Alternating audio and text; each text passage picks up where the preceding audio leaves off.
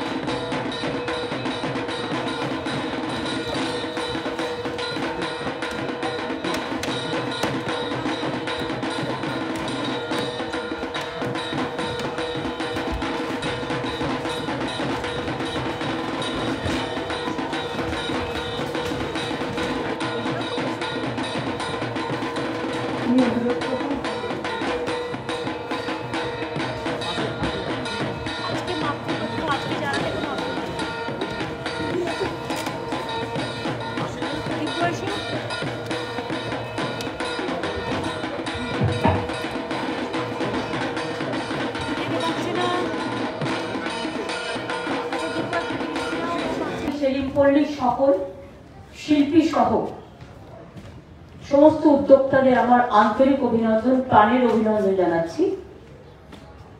12 মাসের 13 পার্বণ আমাদের জীবনের অঙ্গ, কিন্তু এই পুজোটা আমাদের সকল মেলবন্ধনে এক মেল সংহতি,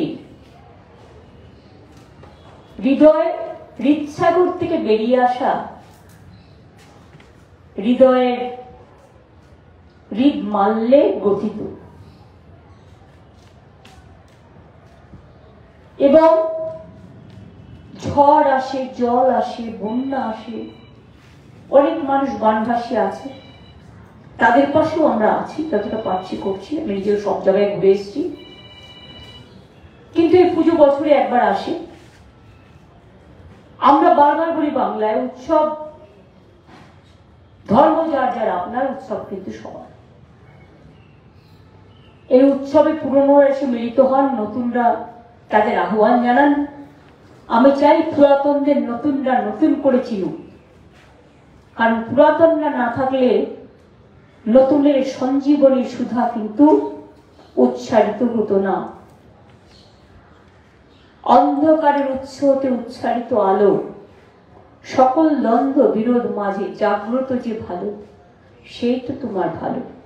এবং মনে রাখবেন, আমরা এই জায়গায় কেউ এসে পৌঁছাতাম না যদি আমাদের পিতামাতারা, আমাদের শিক্ষক শিক্ষিকারা তারা তাদের জ্ঞান ভান্ডার নিয়ে আমাদের আলোকিত না করতেন। এটা ঠিক, আমাদের সময় এত ইংরেজি মিডিয়াম ছিল না, আমরা অনেকে হয়তো ইংরেজি মিডিয়ামে পড়তে পারিনি, কিন্তু তাই বলে এ নয় যে আমাদের পিতামাতারা আসল শিক্ষাটা দেয়নি। ইংরেজি পড়লে হ্যাঁ স্প্যানিশ ইংলিশ বলতে পারে, ব্রিটিশ ইংলিশ বলতে পারে, কিন্তু আমরা হচ্ছে বেঙ্গলিয়ান, বাংলা ইংলিশ আমরা বলতেই পারি। আমাদের স্কুলে এটুকু শেখাতো অন্তত। মাঝের কয়েকটা বছর অফকোর্স প্রবলেম হয়েছে, স্টুডেন্টদের একটা জেনারেশন গ্যাপ হয়েছে, যখন 5ম শ্রেণী পর্যন্ত ইংরেজিটা তুলে দেওয়া হলো। কারণ আজকের দিনে হায়ার এডুকেশন করতে গেলে ইংরেজিটারও প্রয়োজন আছে। সব ল্যাঙ্গুয়েজ সবার মতো জানবার অধিকার আছে, সবই ভালো, কিন্তু মনে রাখবেন একটাই কথা, আমরা যেন নিজের আতুর ঘরটাকে না ভুলি। এই আতুর ঘর হচ্ছে আমার জন্মভূমি, আমার মাতৃভূমি, আমাদের সবার কর্মভূমি, ধর্মভূমি, সংস্কৃতির ভূমি, সুরভূমি, লাবণ্যের ভূমি, গর্বের ভূমি, মাতৃমন্দির, মাতৃ অঙ্গন, মায়ের আলয়, মায়ের আঁচল, যা আমাদের সবকিছু থেকে এসেও সব বিপদ থেকে রক্ষা করে দেয়। আর ঘরের মা আর মন্দিরের মার মধ্যে তো কোনো তফাৎ নেই। মন্দিরের মাকে আমরা রোজ আনতে পারি না, তাই সময় মতো তিনি আসেন, তার সময় মতো। তাই এই কদিন আমরা ঘরের মাকে মন্দিরে দেখতে পাই। আর আমি মা দুর্গাকে বলি আবাহনী দেবী। সবাই যখন বিজয়া দশমীতে দুঃখ পায়, আমার মা দুর্গা তো আমার ঘরে সারা জীবনই থাকে। আমি বলি, মা গো, কেন দুঃখ পাচ্ছ? তুমি তো আমার ঘরে আছো, তোমাকে রোজ ফুল দিই, তোমায় রোজ জল দিই, তোমায় রোজ পুজো করি, তোমায় রোজ শাক বাজাই। সুতরাং মা দুর্গাকে আমি বলি আবাহনী দেবী। মাতৃ মন্দিরের কাঠামোটা বিসর্জন হয়, মা কিন্তু বিসর্জন হয় না। ৮০ বছরের পদার্পণ করলো, সব থেকে বড় কথা অন্যান্য বছরের মতো এই ওখান থেকে শুরু করলাম আদি বাগানে।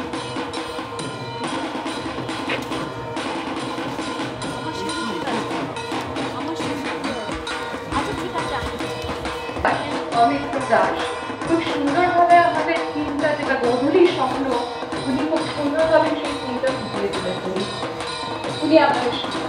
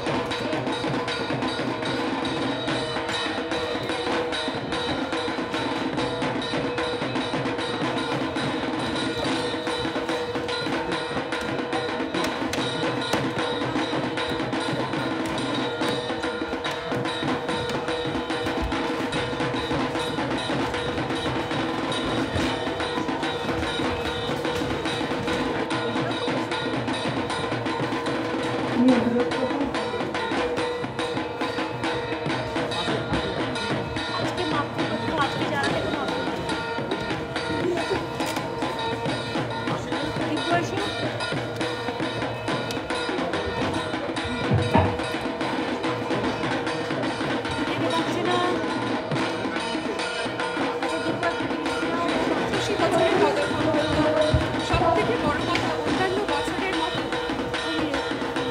এই ওখান থেকে শুরু করলাম আদি বাগানে।